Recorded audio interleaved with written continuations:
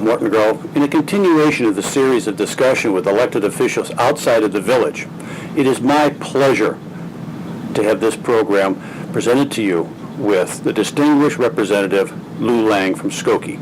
Lou's represented this district for well over 25 years and has done a fantastic job of bringing any additional revenue to our village from Springfield.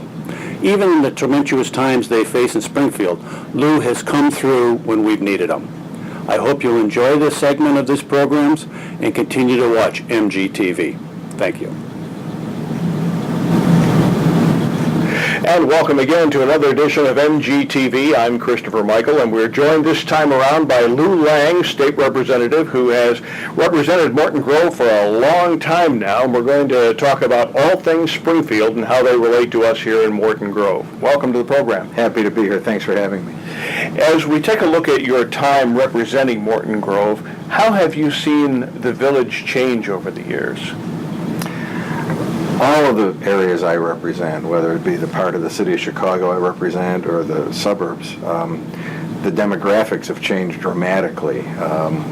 The communities we had when I moved here, I moved to Skokie when I was 5 years old, are just completely different. But what's amazing about Lincolnwood and Morton Grove and Skokie is that everyone lives in peace and harmony. These are wonderful communities to live in. Everyone gets along regardless of race, creed, ethnic background. It's really a good lesson for the people I work with in Springfield to see how people can get along. As we take a look at Springfield and its relationship to the rest of the state, there's an awful lot of people who take a look down there and say, oh man, what's going on? We always hear about a lot of different fights going on down there. How are you able to come to some semblance of peace, or are you ever? Well, the truth is everyone thinks we're dysfunctional and we're fighting all the time, and that's really not the case. I would say somewhere between 80 and 90% of the time, bills get almost a unanimous vote. It's only on the items that hit the front page, very controversial issues, gambling bills, bills regarding sex offenders, bills regarding health care. These very controversial issues become not only controversial in their own stead, but also controversial because there's politics involved. There's a lot of bills where people will say to me, I'd really like to vote for that, I just can't. And I wonder why they wanted to run for public office in the first place. Why don't you vote your conscience first and your party affiliation second? And that goes on both sides of the aisle, Democrats and Republicans. So it isn't as dysfunctional as people think, but it's a lot better than Washington. But we've got a long way to go to make it as civil and as quality as we'd like it to be. Now, you mentioned right at the very beginning of that answer a question that is on a lot of people's mind, and that's gambling. What is the current status of gambling in Illinois, and what's going to change, if anything? Well, as most people know, I've been a proponent of expanded gaming for the last 20 years. There's a bill that we passed this year after a lot of work that the governor doesn't want to sign. And what that bill would do is the following. It would take the 10 casinos we have and move it to 15, one in the city of Chicago and 4 others scattered around the state of Illinois. It would allow for slot machines at the racetracks. It does a whole bunch of other things, but at its core, that's what this bill does. The purpose of this bill was not gambling for gambling's sake. The purpose of this bill is to create jobs, to provide more economic development. As everyone knows, the casinos in Indiana are magnets for people from Illinois. And if you went to Indiana and pulled into the parking lot in one of the casinos in Hammond, what you would see are 90% of the license plates at the Indiana casinos are from the state of Illinois. There's something wrong when we send people who make their money in Illinois, who raise their families in Illinois, to another state to spend their money. So that's what this is all about. Already with the opening of the Rivers Casino in Des Plaines, Indiana is showing less volume from people from Illinois. And if we put a casino in Chicago, we put one in the south suburbs, we're going to keep a lot of people from spending money in other states. It will create as many as 100,000 jobs in the state of Illinois. And when we create those jobs, we'll be improving our economy. It's very clear.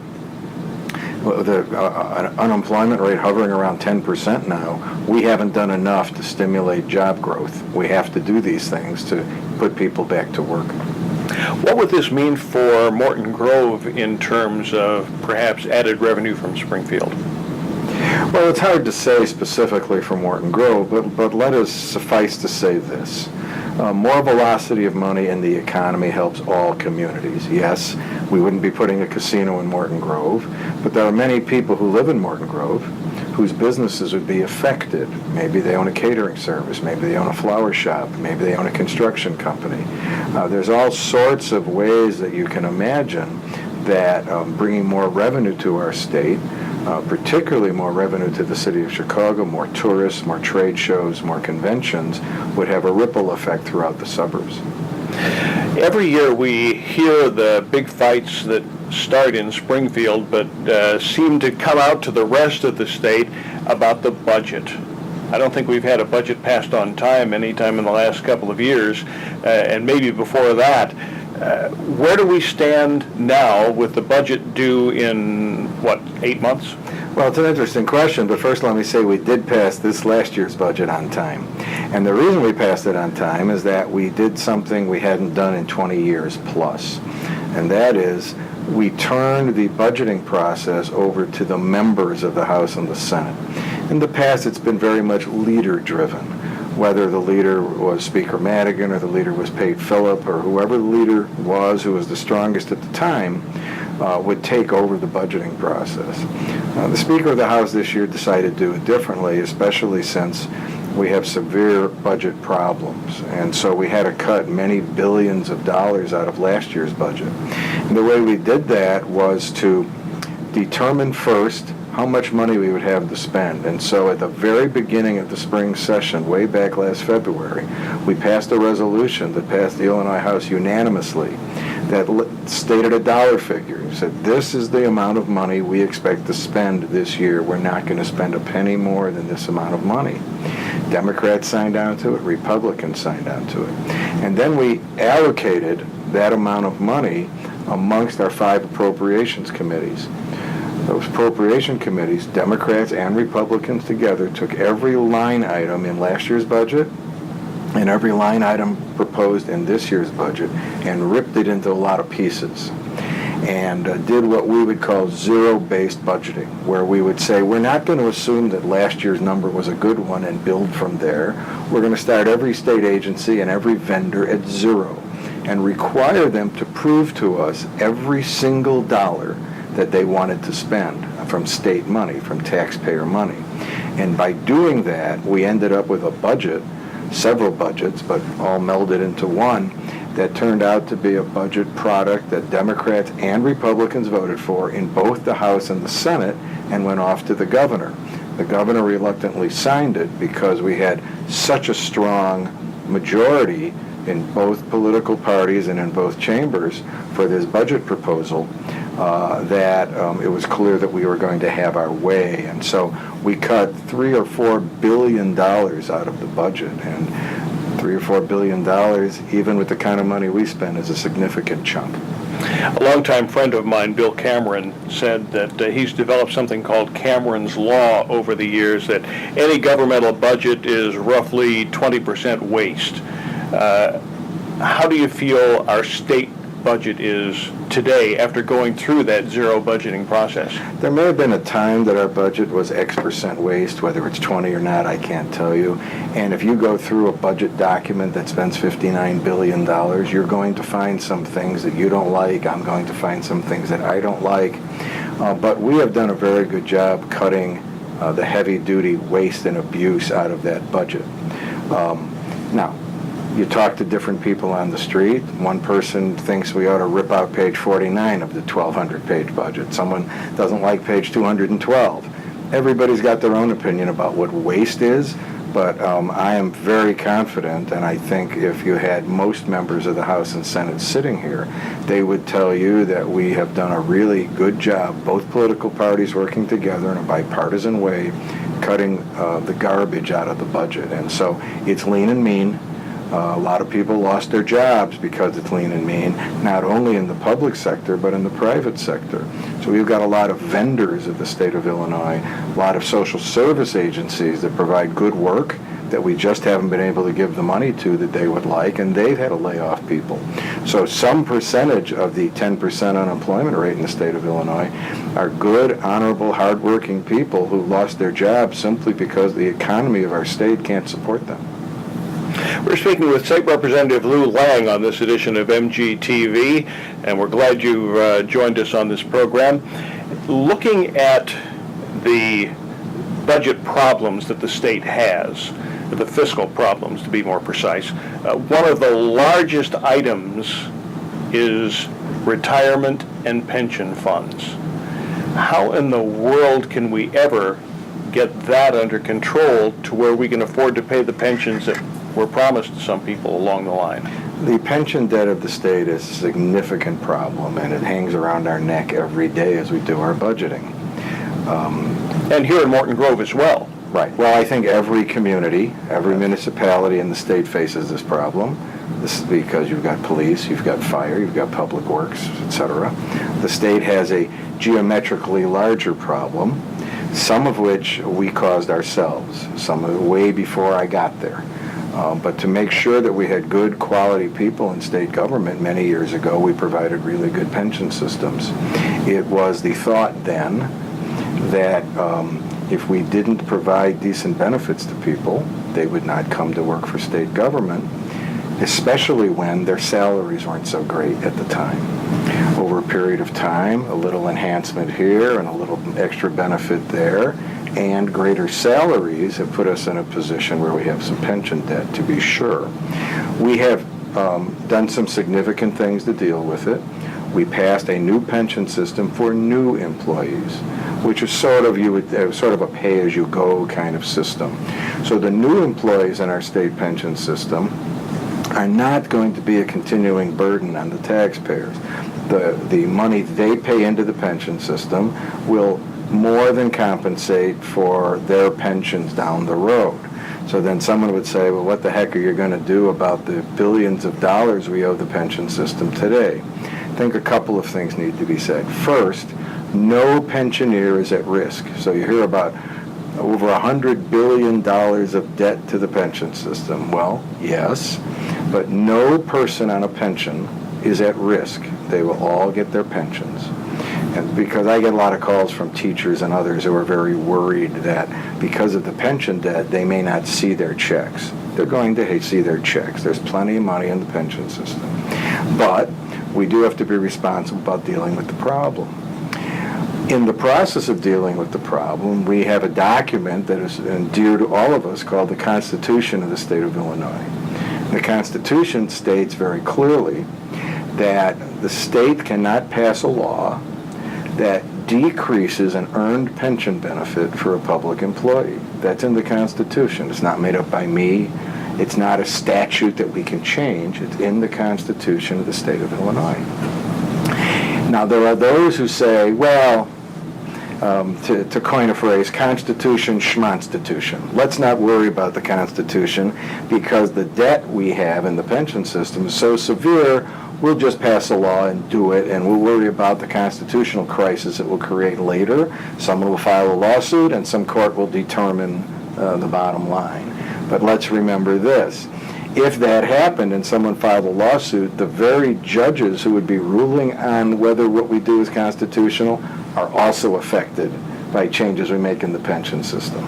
So judges are not going to rule against themselves, but rightfully so. And because we have to adhere to the Constitution, the next question is, what can we do to fix the problem? And we've done a few things. As I say, we've dealt with new employees' pensions. We've dealt with abuses in the pension system, people who work one day and get hundreds of thousands of dollars a year. Like we've recently heard about with a couple of teachers, union people. That is correct. And those specific people are not to blame. The law is to blame. So you cannot blame someone for asserting their legal rights. And so we had a bad law that allowed a union person, a person who was working for the unions, not a teacher, a person who was working for the unions, attached his, in a couple of cases, pension benefits to the one day they worked as a substitute teacher and accrued many hundreds of thousands of dollars in pension benefits. It was wrong. It was a hole in the law. We have now fixed that hole. So we've done those things. There are bills in Springfield to try to deal with this pension debt. Some of them are written in a way that might work constitutionally. Most of them are not written in a way that would work constitutionally. And so for me, I want to deal with this problem, but there's two things I don't want to do. I don't want to violate the Constitution. That's number one. And number two, I think we have to recognize our moral and ethical responsibility to, let's say, a teacher who worked 25 years, has their full pension benefit coming in, and are we now going to say to that person, by the way, we know you didn't go to law school, we know you didn't become a doctor, we know you taught our kids for 25 years, and you did that based on the promise that you would get a pension at a certain level, and now we're going to take that from you. I think we have to take a good hard look at that. But I do think we have to find ways to attack this problem. You know, the cost of government is relatively expensive because you have an awful lot of people doing a lot of things. Something that we've recently heard is a call for the elimination of some government, like, for example, the township government system. How do you feel about that? I once passed a resolution in the House to create a task force to study units of local government. We have more taxing bodies in Illinois than in any other state in the country by double. The next closest state, I believe, is Pennsylvania, and they have half as many taxing bodies as Illinois. So we're way above everyone else. When we tried to deal with this problem, we got a lot of testimony, we have a lot of information, but we found no good way to enter the core of the apple to figure out what to do. Now, a couple of things we did find. We found, for instance, that there are many taxing bodies who are taxing at their limit, and when they get to their limit, they find a way in the law to create a sub-taxing body beneath them, and which has their own taxing authority. So Cook County has done this. Many counties have done this. They're at the limit of what they can tax under the tax caps. And so they create another unit of government beneath them, which is subservient to them, but nevertheless has their own taxing authority. That is how we've gotten into some of this debt. That is how we've gotten into some of the problem. As for townships, I am a believer in townships. I know there's a lot of people who are where I am in my ideological thoughts in the Democratic Party that are sort of left of center that say, you know, townships have outlived their usefulness, we don't need them. I know in our township, in Niles Township, township does great work. It saved people hundreds of thousands of dollars on their medical costs through prescription drug plan that costs nothing to the taxpayers of the township. They have a food pantry that's serving thousands of people a month who would have no other place to get this food so that their kids can eat and be healthy when they go to school. And they've cut their budget dramatically. So there are some townships that are wasting people's money, but not this one. In about the minute and a half that we have left, what can we look forward to in this session of the legislature? Well, as we speak, we have veto session coming up next week where we'll talk about some budgetary items. Gaming will be on the agenda, at least that's my plan. As we go to the next session of the General Assembly starting in January, I think the most important thing continues to be the budget and job creation. And, you know, if we cut our unemployment substantially, our budget picture would improve because if people are making money, they're paying taxes. And if they're making money, they're buying things. And if they're buying things from you, you're able to pay employees. And then they're buying things, and they're paying taxes. There's a huge ripple effect. So the most important single thing we have to do to get the budget under control is to put people to work. I have spent a good deal of time in my career doing that. Not only the gaming bill, which will put 100,000 people to work, but the capital construction bill for Illinois, which passed 2 years ago. I was the chief sponsor of that. That bill will put 400,000 people to work, but we still have a long way to go. Well, we have a lot more that we could talk about, but we're out of time for this session. I really appreciate you coming in. Hope we can do this again sometime soon. Anytime. It's a pleasure.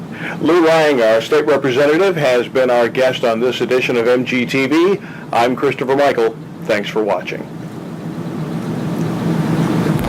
You know, something that I was hoping we would have time to get into